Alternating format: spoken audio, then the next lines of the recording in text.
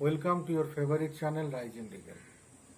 Today in this criminal procedure code class, I am going to discuss an important topic, that is how to arrest a magistrate or judicial officer or a judge. অর্থাৎ viewers, যে যখন একটা magistrate বা কোনো একটা judicial officer বা কোনো একটা জাজকে যখন ধরুন অ্যারেস্ট করা হবে, তখন কি প্রসিডিওর আপনার ফলো করতে হবে, এই বিষয়টা আমরা জেনে নেব। প্রথমে আপনাদেরকে বলি যে একজন সিটিজেনকে যেমন ধরুন অ্যারেস্ট করা হয়, সিটিজেনের অ্যারেস্টের ক্ষেত্রে যেমন আপনার একটা প্রসিডিওর বলা আছে, তেমনি একটা কেসের পার্সপেক্টিভে বলা হয়েছে যে এই ম্যাজিস্ট্রেট বা ধরুন জাজ বা ধরুন কোনো জুডিশিয়াল অফিসারকে অ্যারেস্ট করতে গেলে কি প্রসিডিওর ফলো করতে হবে। এই কেসের যে রেফারেন্সটা ভিউয়ার্স, কেসটি হচ্ছে Delhi judicial service association Tis Hazari court Delhi versus state of Gujarat. এই কেসটা জাজমেন্ট এসেছিল 1991-এ, এবং এখানেই কতগুলো আপনার প্রসিডিওরের কথা বলা হয়েছে বা কতগুলো আপনার রুলের কথা বলা হয়েছে, কতগুলো সিস্টেমের কথা বলা হয়েছে। যে যেখানে বলা হয়েছে যে একটা জুডিশিয়াল ম্যাজিস্ট্রেট বা কোনো ম্যাজিস্ট্রেট বা ধরুন একজন জাজকে অ্যারেস্ট করতে গেলে এই প্রসিডিওর আপনার বা এই রুলগুলো ফলো করতে হবে। দেখুন, এই কেসের যে জাজমেন্টের পার্সপেক্টিভে যে নিয়মাবলীগুলো এসেছিল একজন ম্যাজিস্ট্রেটকে অ্যারেস্ট করার ক্ষেত্রে বা একজন জাজকে অ্যারেস্ট করার ক্ষেত্রে, সেগুলি হলো নিম্নরূপ। 1 নম্বর, if a judicial officer is to be arrested for some offense, it should be done under intimation to the district judge or the high court as the case may be।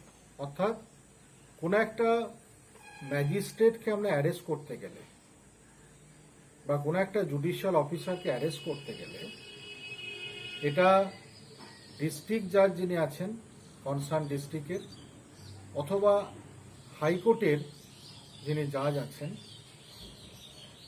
এই high court অথবা district জাজের কিন্তু একটা intimation লাগবে, that means একটা permission লাগবে। অর্থাৎ normal পাবলিকের মতো একজন পুলিশ কিন্তু আপনার একটা ম্যাজিস্ট্রেটকে অফেন্স করলে অ্যারেস্ট করতে পারবেন না। এটা ভিউয়ার্স 1 নম্বর পয়েন্ট।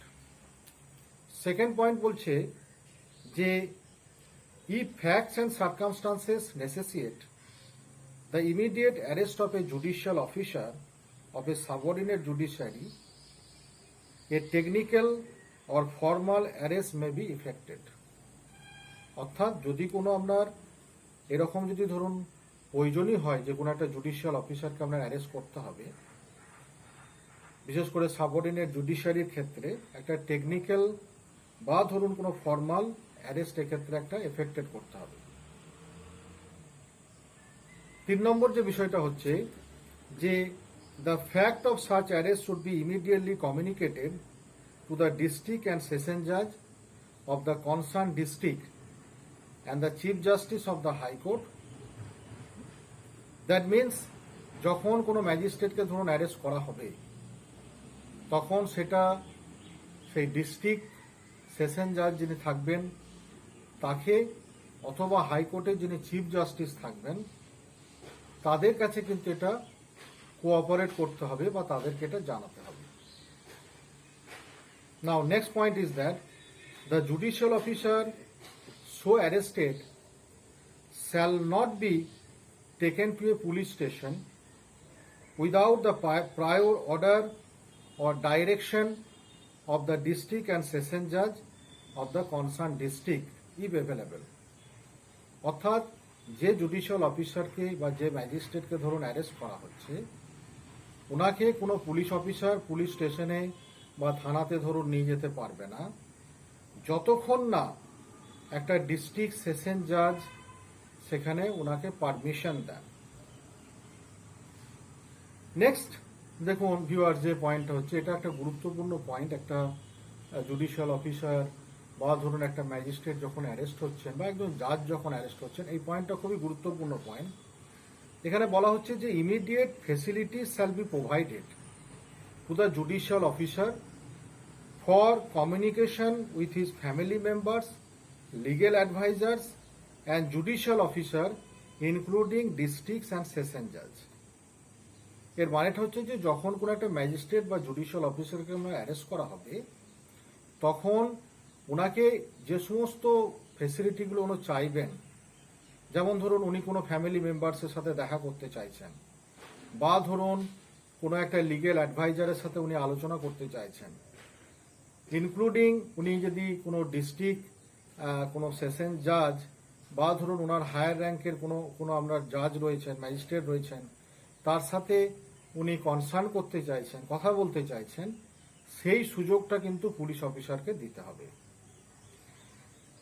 নেক্সট দেখুন, no statement of a judicial officer who's under arrest be recorded, nor any panchnama be drawn up, nor any medical test be conducted except in the presence of the legal advisor of the judicial officer concerned or another judicial officer or equal or higher rank if available।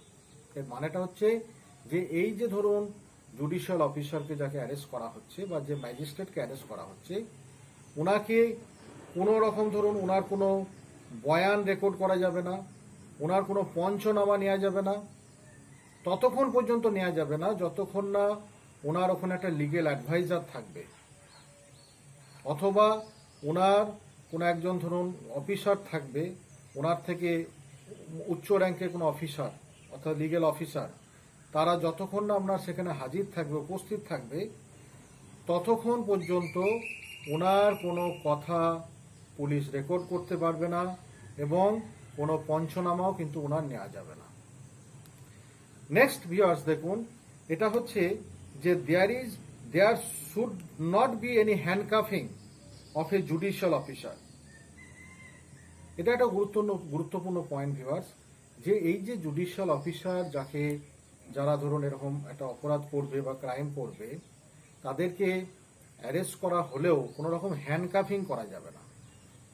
হ্যান্ডকাফিং করা যাবে না, কিন্তু অনেক ক্ষেত্রে যদি দেখা যায় যে এই অফিসাররা ভায়োলেন্ট হয়ে যাচ্ছে, তাহলে সেক্ষেত্রেও ধরুন সেইভাবেই তাদের সাথে বিহেভ করতে হবে এবং সেইভাবেই স্টেপ নিয়ে তাদেরকে অ্যারেস্ট করতে হবে। তো ভিউয়ার্স, এই ছিল আমাদের আজকের একটা ইম্পর্টেন্ট আলোচনা, that is what are the procedure regarding arrest of a judicial officer. অর্থাৎ জুডিশিয়াল অফিসারকে অ্যারেস্ট করার ক্ষেত্রে কি কি আপনার প্রসিডিওর ফলো করতে হবে। আশা করা যায় আপনারা এই টপিকটা সম্বন্ধে একটা স্বচ্ছ ধারণা পেয়েছেন। পরিশেষে বলি যে আমাদের এই রাইজিং লিগেলের সাথে যারা আছেন তাদেরকে অসংখ্য ধন্যবাদ। সকলে ভালো থাকুন, সুস্থ থাকুন। ধন্যবাদ।